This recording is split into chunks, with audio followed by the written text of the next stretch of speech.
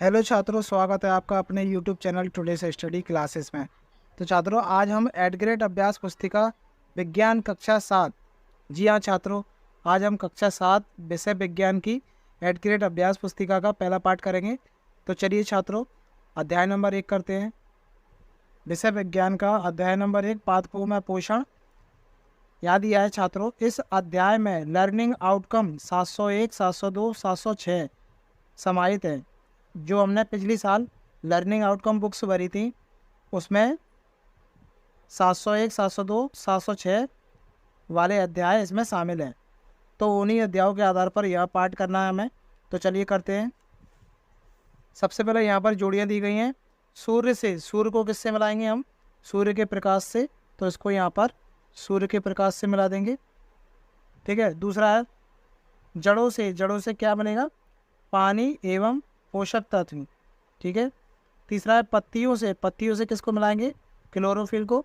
और चौथा है वायुमंडल से, तो वायुमंडल से क्या मिलता है हमें? Carbon dioxide. ठीक है।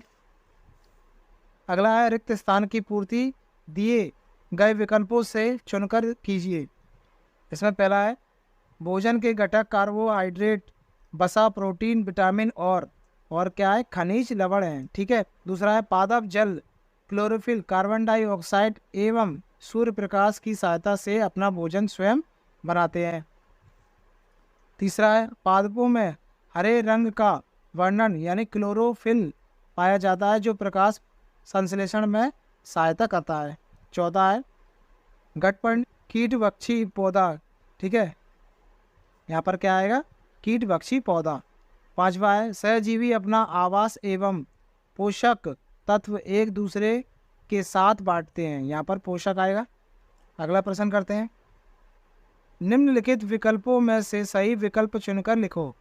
पहला प्रश्न है पौधे एवं सजीवों में भोजन ग्रहण करने एवं इसके उपयोग की विधि को क्या कहते हैं? इसका उत्तर है पोषण। पोषण यानी ऑप्शन नंबर बी। ठीक है।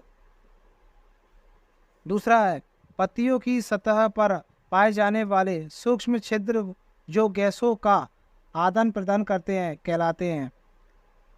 पहला है जड़, दूसरा है तना, तीसरा है पुष्प और चौथा है रंध्र यानी स्टोमेटो। तो इसका उत्तर होगा रंध्र यानी स्टोमेटो।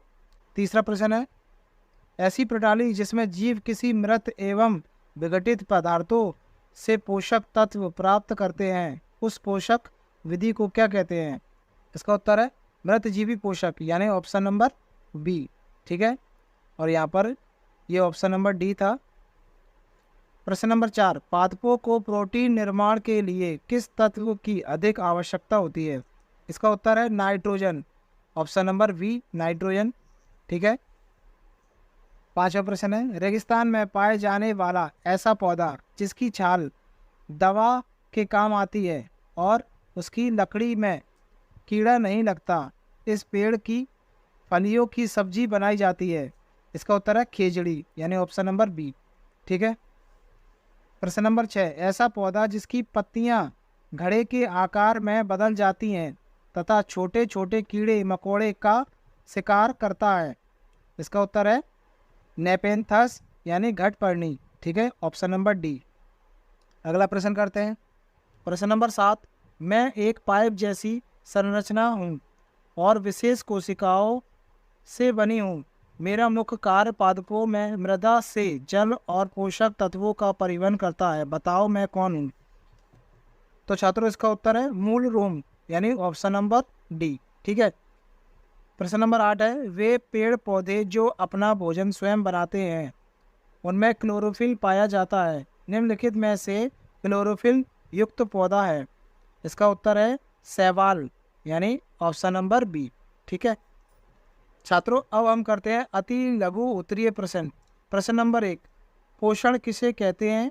भोजन के प्रमुख घटकों के नाम लिखिए। इसका उत्तर है सजीवों द्वारा भोजन ग्रहण करने एवं इसके उपयोग की विधि को पोषण कहते हैं। भोजन के मुख्य घटक कार्बोहाइड्रेट, प्रोटीन, वसा, विटामिन एवं खनिज लवण होते हैं। ठीक है छात्रों, आप इस प्रकार से यहाँ प्रश्न नंबर 1 का उत्तर लिख सकते हो। अगला प्रश्न करते हैं।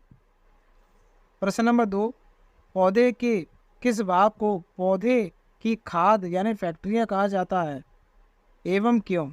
इसका उत्तर है पत्तियों को पौधे की खाद फैक्ट्रियां कहा जाता है।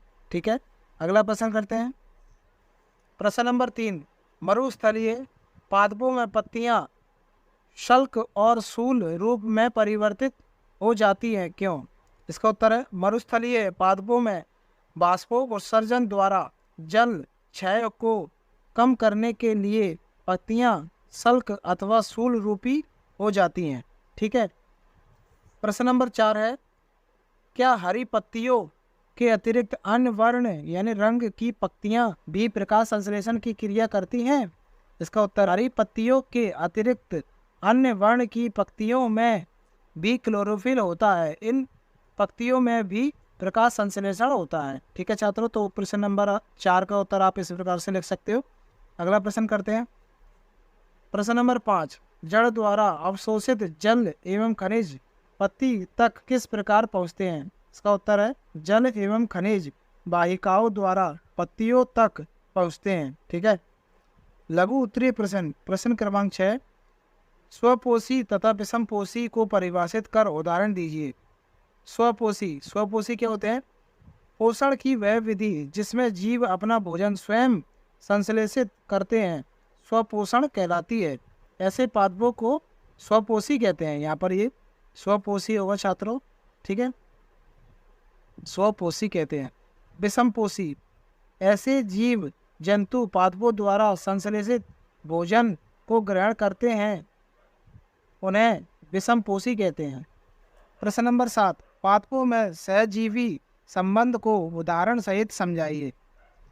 उत्तर है कुछ जीव एक दूसरे के साथ रहते हैं तथा अपना आवास एवं पोषक तत्व एक दूसरे के साथ बांटते हैं, इसे सहजीवी संबंध कहते हैं। उदाहरण, कुछ कवक वृक्षों की जड़ों में रहते हैं, वृक्ष कवक को पोषण प्रदान करते हैं, बदले में उन्हें जल एवं पोषकों के अवशोषणों में सहायता मिलती है। ठीक है छात्रों, प्रश्न नंबर 8 करते हैं। प्रश्न नंबर 8, परजीवी एवं मृतजीवी को उदाहरण सहित समझाइए। परजीवी क्या होते हैं? ऐसे जीव जो भोजन के लिए अन्य जीवों पर आश्रित रहता है यानी निर्भर रहता है, परजीवी कहलाते हैं, जैसे अमरवेल, मृत जीव। ठीक है, ऐसे जीव जो किसी मृत एवं विघटित जैविक पदार्थों से पोषक तत्व प्राप्त करते हैं मृतजीवी कहलाते हैं, जैसे कवक। ठीक है, अगला प्रश्न करते हैं। प्रश्न नंबर 9, कीट भक्षी पादप भोजन का भक्षण किस प्रकार करते हैं? सचित समझाइए। उत्तर है कीटों का भक्षण, या छात्रों ये भक्षण है। ठीक है, कीटों का भक्षण करने वाले पादप कीटभक्षी पादप कहलाते हैं। कीटभक्षी पादप के पत्ते का शीर्ष भाग घड़े के आकार का होता है, जिसमें अनेक रोम होते हैं। जब कोई कीट घड़े में प्रवेश करता है तो वह रोम के बीच फंस जाता है। ठीक है, अब करते हैं छात्रों हम दीर्घ उत्तरीय प्रश्न। प्रश्न क्रमांक 10, प्रकाश संश्लेषण क्रिया का व्यवस्था चित्र बनाइए एवं समीकरण सहित व्याख्या कीजिए। तो छात्रों इसका समीकरण आप यहाँ पर देख सकते हो, इस प्रकार से लिख सकते हो। इसकी व्याख्या है, सूर्य के प्रकाश की उपस्थिति में हरे पौधों द्वारा कार्बन डाइऑक्साइड एवं जल से कार्बोहाइड्रेट का संश्लेषण करती है, जिसे प्रकाश संश्लेषण कहते हैं। ठीक है, तो छात्रों यहाँ पर आप इसका चित्र भी बना सकते हो। ठीक है, प्रश्न नंबर 11, मृदा में पोषक तत्वों की पुनः पूर्ति किस प्रकार होती है? उत्तर है पादपों द्वारा लगातार पोषक तत्वों का उपयोग किए जाने के कारण मृदा में उनकी मात्रा धीरे धीरे कम हो जाती है, इसलिए मृदा को पोषक तत्वों से समृद्ध करने के लिए भूमि में उर्वरक तथा खाद मिलाया जाता है। इसके अतिरिक्त मृदा में नाइट्रोजन की पुनः पूर्ति हेतु फलीदा यानी पादप जैसे चना, मटर, मूंग आदि उगाए जाते हैं। ठीक है, अगला प्रश्न करते हैं। प्रोजेक्ट कार्य 1, यहाँ पर छात्रों प्रोजेक्ट कार्य 1 दिया है। विभिन्न आकार की न्यूनतम 5 पत्तियाँ एकत्रित कर एक कागज पर चिपकाइए। पत्ती का नाम तथा एक एक उपयोग लिखिए। तो छात्रों यहाँ पर आपको पत्ती का चित्र चिपकाना है, पत्ती का नाम लिखना है, उपयोग पत्ती किस में उपयोग आती है वो लिखना है। जैसे कि यहाँ पर हमने नीम की पत्ती लिखा है, पर आप यहाँ पर नीम की पत्ती चिपका सकते हो। उपयोग काय में आती है नीम की पत्ती? औषधि में। ठीक है।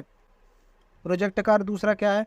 अपने परिवेश में उपलब्ध कोई 5 फलों के बीज एकत्रित कर कागज पर चिपकाए। ये बीज जिस फल से प्राप्त हुए हैं उस फल का नाम लिखकर चित्र बनाइए। तो छात्रों यहाँ पर आपको क्या करना है? यहाँ पर आपको बीज का चित्र चिपकाना है। ठीक है। और वो बीज जिस फल का है उस फल का यहाँ पर नाम लिखना है और फल का चित्र भी बनाना है। तो छात्रों, विज्ञान का अध्याय नंबर 1 कंप्लीट हो गया। वीडियो पसंद आई है तो वीडियो को लाइक और चैनल को सब्सक्राइब जरूर कीजिएगा ताकि अगली वीडियो का नोटिफिकेशन आप तक सबसे पहले पहुँचे। धन्यवाद छात्रों।